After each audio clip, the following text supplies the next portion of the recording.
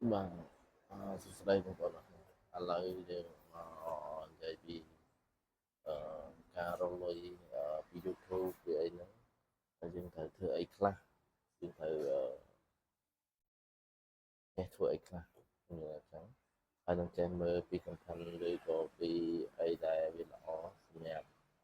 dương thơ vì tổ vì chọn tới cả thơ vì tổ hết na của bạn cái sầm khánh dương thời trường rồi hết na đại kia lùi bạnច្រើនមែនទែនម្នាក់ៗដែលគេធ្លាប់ធ្វើកំផិនល្អៗគេរកលុយបានច្រើនហើយឯងយើងអត់អាចធ្វើវីដេអូល្អដូចគេបានមួយតិចនិចក្នុងការធ្វើវីដេអូអញ្ចឹងវាធ្វើមិនដល់គេទេពីច្រើនគាត់ថាខ្មែរយើងពីច្រើនក៏មានអ្នកធ្វើបានល្អគួរសមដែរប៉ុន្តែវីដេអូមើលសឹងតែអត់ដឹងថាវីដេអូស្រុកខ្មែរយើងទេហើយមួយទៀតបើសិនជាយើងចង់រៀនធ្វើវីដេអូតាមប្រភេទវីដេអូបរទេសអីយើងមើលហើយយើងធ្វើចិត្តចង់នឹងល្អអាចធ្វើបានល្អច្រើនគាត់ថាសំខាន់យើងផ្ដោតលើវាឲ្យបានខ្លាំងគឺយើងអាចធ្វើវាបានល្អហើយអឺដូចវីដេអូខ្លះក៏លុយបានតិចតិចអាហ្នឹងវាតាមដំណាក់កាលបើយើងវីដេអូល្អគឺអាចរកលុយបានច្រើនតែបើវីដេអូមិនសូវជាមានការចាប់អារម្មណ៍ច្រើនទេក៏វាមិនសូវជារកលុយបានច្រើនអីប្រហែលដែរតែអ្វីដែលសំខាន់តិចច្រើនគឺយើងត្រូវតែខំប្រឹងអូវាទាំងអស់គ្នាទោះបីយើងមិនចេះអីសោះយើងមានតែទូរស័ព្ទមួយគឺយើងអាចថតវីដេអូថតអីបានទាំងអស់ដូចជាសកម្មភាពផ្សេងៗឬក៏ការធ្វើអ្វីមួយដែលវាមើលទៅប្លែកគួរចាប់អារម្មណ៍អាហ្នឹងគឺវីដេអូដែលគេចូលចិត្តមើលច្រើនហើយវីដេអូយើងធ្វើថតឲ្យបានស្អាតជាពិសេសក៏ទៅតាមទូរស័ព្ទដែរទូរស័ព្ទខ្លះក៏វាថតស្អាតទៅយើងមើលគុណភាពវីដេអូក៏វាល្អដែរទៅបានដល់កាមេរ៉ាទៀតរឹតតែល្អតែគាត់ថាកាមេរ៉ាគឺវាថ្លៃប៉ុន្តែថតស្អាតមែនទែនស្អាតជាងទូរស័ព្ទគាត់ថាយើងត្រូវយកមកកែសម្រួលកាត់តអីថែមទៀតដូចទូរស័ព្ទក៏ថតបានគាត់ថាវាមិនសូវជាច្បាស់ល្អគុណភាពមិនសូវល្អខ្លាំងណាហើយខ្ញុំមើលពី content ភាគច្រើនដែលគេធ្វើពីម្ហូបអាហារក៏រកលុយបានច្រើនដែរអញ្ចឹងអ្វីដែលយើងគួរចាប់អារម្មណ៍មើលដូចជាការធ្វើម្ហូបការអីចឹងក៏ល្អវីដេអូឃើញអ្នករកលុយពីYouTube មានជនបរទេសពីច្រើនក៏រកបានច្រើនមែនតើ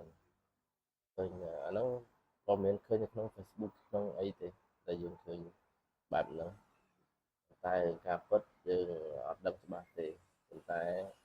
អ្វីដែលសំខាន់យើងត្រូវធ្វើខ្លួនឯងផ្ទាល់បានយើងដឹងថាអឺបានប្រមាណបានតិចបានច្រើនទៅតាមនោះទៅតែសម័យឥឡូវគេងាកទៅរក Facebook ក៏វាច្រើនដែរឥឡូវវាទូលំទូលាយដែរប៉ុន្តែ YouTube ខ្ញុំបង្កើតតាំងពីជំនាន់ឆ្នាំ2013-14ដែរគាត់បង្កើតភ្លាមគេឲ្យបង្កើតរលួយភ្លាមហ្មងអាហ្នឹងល្អជំនាន់ហ្នឹងតែគាត់ថាយើងអត់បានយកចិត្តទុកដាក់អីច្រើនជាមួយYouTube ហ្នឹងពីមុនមកតែឥឡូវអាប់ដេតខ្លាំងមែនតើក៏មានគោលការណ៍អីចឹងបើពីមុនមកគាត់បង្កើតភ្លាមយើងអាចបង្កើត Essence ភ្លាមអញ្ចឹងហើយមានអ្នកមើលគឺបានលុយភ្លាមហ្មងកាលហ្នឹងថ្លៃដូចខ្ញុំកាលជំនាន់ហ្នឹងដូចជាធ្វើបានតែប្រហែលវីដេអូតែមើលបាន$45ដែរទៅថ្លៃមែនតើតែគាត់ថាខ្ញុំអត់បានផ្ដោតលើ YouTube ខ្លាំងដូចឥឡូវខ្ញុំចង់ធ្វើវាខ្លាំងមែនតើដោយសារតែ វាជាការងារមួយដែលខ្ញុំស្រឡាញ់បើសិនជាពីមុនមកបើសិនដេកគិតមើលថាពីមុនមកយើងចាប់ផ្ដើមតាំងពីជំនាន់បង្កើត YouTube ភ្លាមបង្កើត AdSense ភ្លាមក៏លុយបានភ្លាមអត់មានគោលការណ៍អីច្រើនទេខ្ញុំចាំបានដូចជាជំនាន់ឆ្នាំ2013 14ហ្នឹងណាបាត់ណាស់គឺល្អខ្លាំងមែនតើខ្ញុំដឹងថាបងប្អូនអស់គ្នាដែលតន់ជំនាន់នោះអឺដល់ឥឡូវកាប់លុយបានប្រហែលទេតែគាត់ដឹងថាអ្នករកបានគឺគេរកបានតាំងពីយូរមកហើយវីដេអូគេចូលក្នុង 1000 វីដេអូ100,000 វីដេអូគេចំទៅគេអាចរកលុយបានជារៀងរហូតមកទៅថាជារៀងរហូតមកឲ្យតែវីដេអូ original អញ្ចឹងយើងគួរតែធ្វើម៉េចរៀនធ្វើវីដេអូ original តាំងពីចាប់ផ្ដើមតាំងពីចាប់ផ្ដើមគឺល្អខ្លាំងមែនតើព្រោះដោយសារថាវាអត់ចេះខូចទៅណាទេយើងអាចធ្វើវាបានបន្តរហូតនិយាយចំទៅគឺរយៈពេលវែងហើយ YouTube វាងាយស្រួលជាង Facebook ឆ្ងាយស្រួលជាងឆ្ងាយអាហ្នឹងគាត់ថាខ្ញុំធ្លាប់ធ្វើហើយបាត់ស្ដាប់ខ្ញុំធ្លាប់ធ្វើនិយាយទៅ Facebook YouTube គឺសិតតែមានគោលការណ៍ទាំងអស់ឥឡូវពីមុនមកខ្ញុំធ្វើជំនាន់មុនខ្ញុំធ្វើ website ទិញ website គេមកយើងធ្វើវីដេអូដាក់ហើយតែជំនាន់ហ្នឹង Facebook អត់ទាន់ឲ្យលុយបានទេគេប្រើវីដេអូដើម្បីចុចលើវីដេអូចូលទៅ link website ជំនាន់ហ្នឹងគឺគេធ្វើបានលុយច្រើនដែរតែក្រោយមករយៈក្រោយមក Facebook អាប់ដេតរហូតដល់ពេលឥឡូវมันអាចដាក់ link ចូលទៅក្នុង website បានដូចមុនទេតែ Facebook អាចរកលុយបានតាំងពីពិបាករហូតដល់ឥឡូវកាន់តែស្រួលកាន់តែងាយស្រួលជាងមុនវាអញ្ចឹងពីមុនមកយើងរៀនអត់គ្រូពិបាក Facebook ក៏ដោយ YouTube ក៏ដោយយើងរៀនអត់គ្រូអត់រីកចម្រើនទេ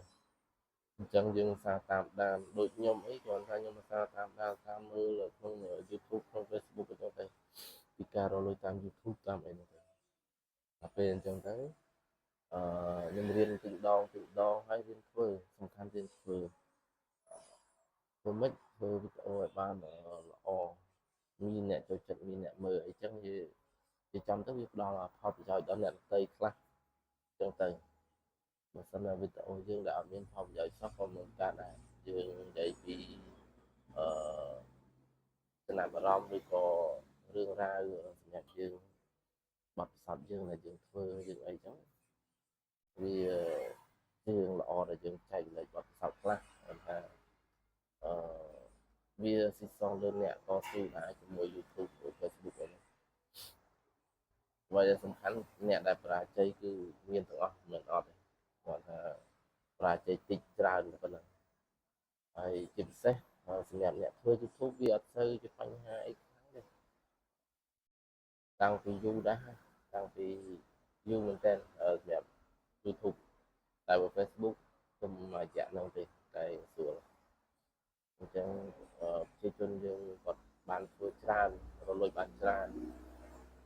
យើងធ្លាប់រៀនរលួយពី Facebook ពីអីនិយាយចំទៅវាពិបាកបើសិនយើងរៀនចំគ្រូល្អគឺល្អ